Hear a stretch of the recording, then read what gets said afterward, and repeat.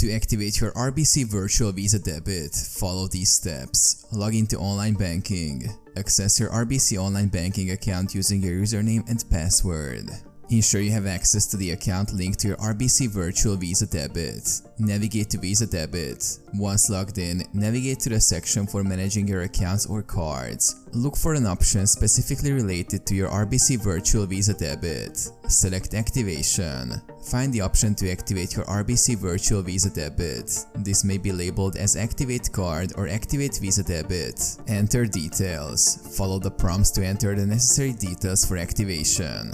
This typically includes your 16-digit card number, expiry date, and security code.